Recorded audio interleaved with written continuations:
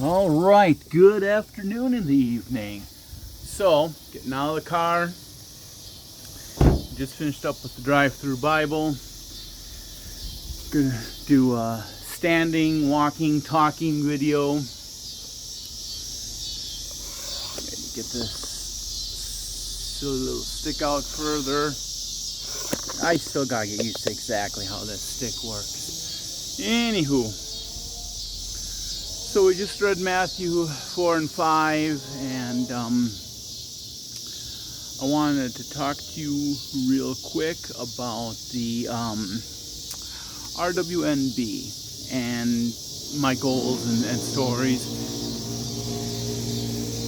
And I actually want to tell you about some of the stories that I'm working on. At some point I might read if you go to RWNB.com and wisecracking.com, I'm sorry I don't have those HTTPS certificates, those secure certificates for those particular websites, because, I mean, quite frankly, I'm just really holding on to them at this point for future use. I do have secure, let's see if I can set this up. So I do have secure certificates for some of my websites, jovialmarketplace.com, and actually it's jovialmarket.com. Jovial Marketplace is a Facebook page. potofgold.com for my pot of gold flea market.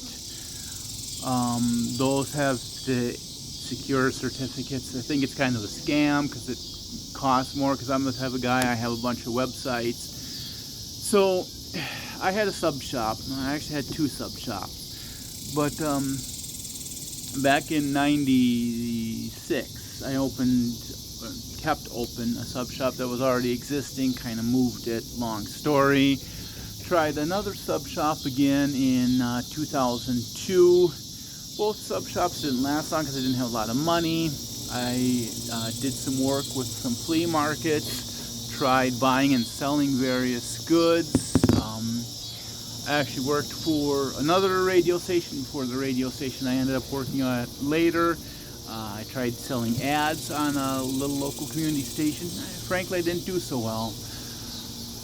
I helped facilitate some family-friendly comedy shows, and you know, it's hard to make money doing those type of things. So what I figured I'd do is, you know, look, at restaurants, it's hard to open and stay in business and whatnot.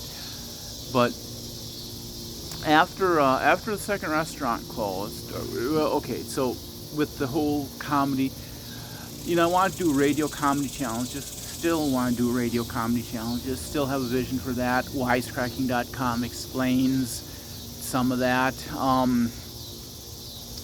You know, I tried doing a free show and I tried doing a ticketed show, and you know, I figured if I could do a flea market and then I would own the venue where I could get some stand-up comedy, family-friendly variety. So that's still a goal of mine. You know, problem is it's really hard to get established in a business like that when you don't have a lot of money.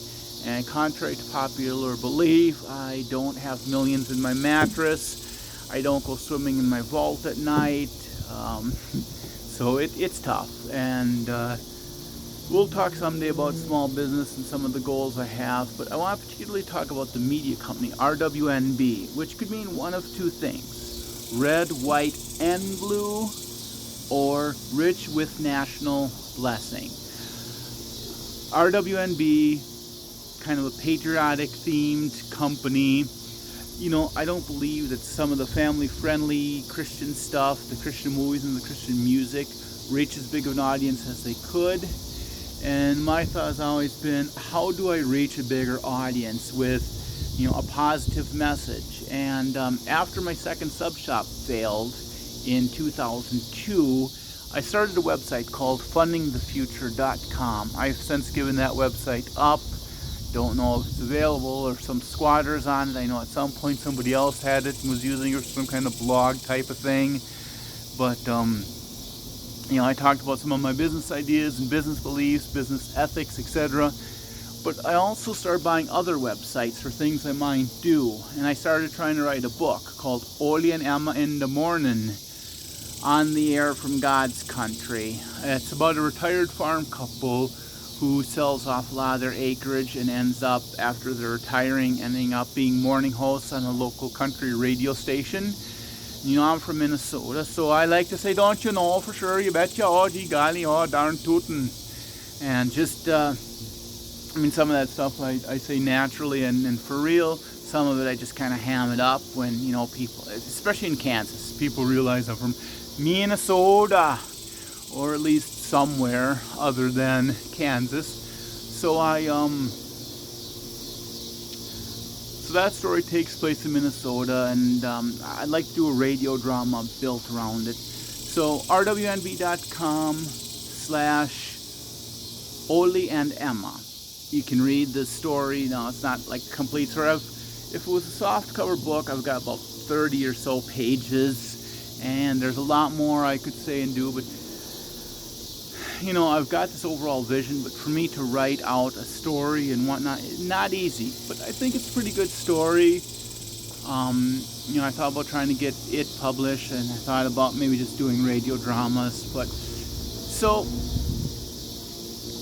basically the story of Oli and Emma, this fictional town, Holy Cow, HOLIKOW. It's supposed to be like a Norwegian or Scandinavian type of spelling. And basically, Holy Cow, fictional town. And in the middle of that fictional town is Lake Jovial. And one of the stories talks about them skating on the lake. And Oli tells a story in that story about the kids coming from all sides, and the one version I wrote, I tried to make it like a kind of sound almost like a horror story or something. Not the whole book, but just the story in the story that Oli was telling. But the punchline was that the kids were on a frozen lake and they were going to play hockey. So the story, and I might actually do a video where I read it, starts out where this young man, 16 years of age, Harold, the sixth son of Oli and Emma, he's out cutting the grass. He's been putting it off. It's a hot day in July in Minnesota, don't you know? And his dad comes up and actually tackles him. And, finally Emma has to break it up and get Oli under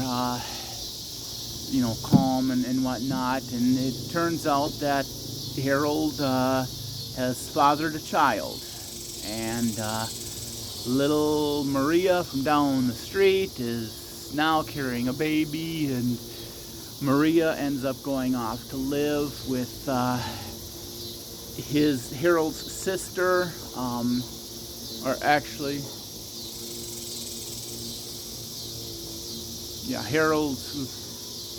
I'm even forgetting my old story. I've written it down in different places. But so Aunt Josephine, I'm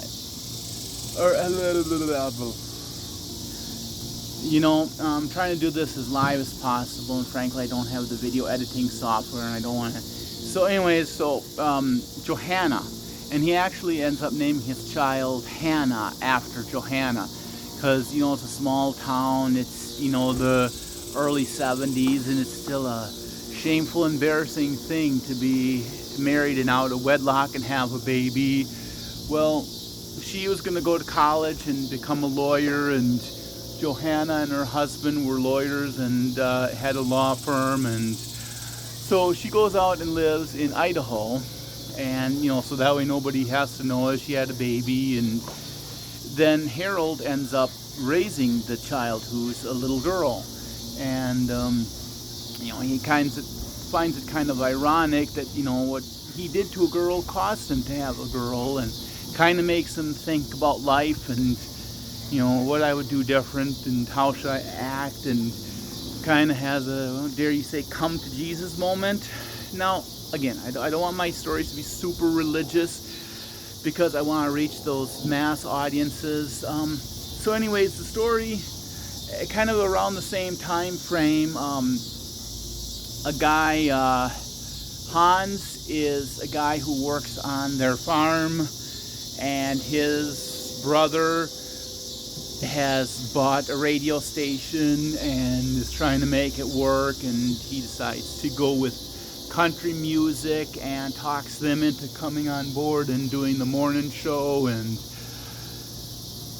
basically how I would do radio if I had the money to buy radio stations is they would be personality driven. You know, now oftentimes morning shows are personality driven, but they're not during the rest of the day. And there's a lot of, you know, they talk about the TV shows that were on last night and pop culture and whatnot, and you know, the political talk shows all kind of talk about the same subjects.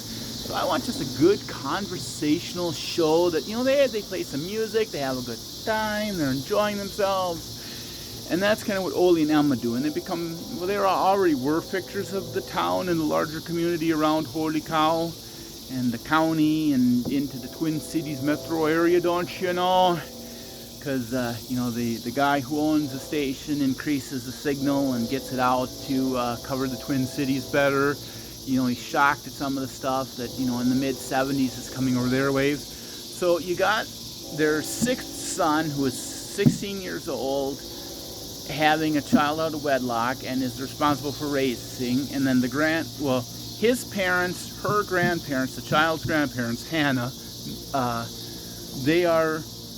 the grandparents help raise the grandchild, Hannah, with Harold. And eventually Harold meets a girl and gets married and has a half-brother for Hannah named Carl. And, you know, I don't know how I'm going to do this, if I'm going to do one book or two books, but this is kind of about, you know, how they had this good thing going. Hannah's growing up and the radio show is going good, and there's all these crazy Minnesota type characters, don't you know, living in Holy Cow. And you know, I'd like to create a radio drama on that, but maybe even do some kind of radio show, like playing old country music and them talking about it and what it makes them feel. And so some ideas I'm working on. So and the story is about, you know, well, after that ran its course, the station eventually is sold and becomes a talk station, playing kind of rude and crude type of talk shows. So it's not the type of healthy, family-friendly programming that the community needs. Well, after 9/11, there's kind of a move prior to this, but the move of now an adult Hannah and her brother Carl, along with Hannah's husband Todd Wright, are going to try and get the station back and go back to the old format and the old ways and the old days. And so that's basically the premise of the story. I've got another, and now look, in my museum over here to my right, I will just show you real. That's my garage. Inside my garage is what I call my museum. It's stacked with stuff, memories of old, probably nothing of any significant value, but, you know, family memories from when we lived in Minnesota, and, you know, my papers I wrote and whatnot.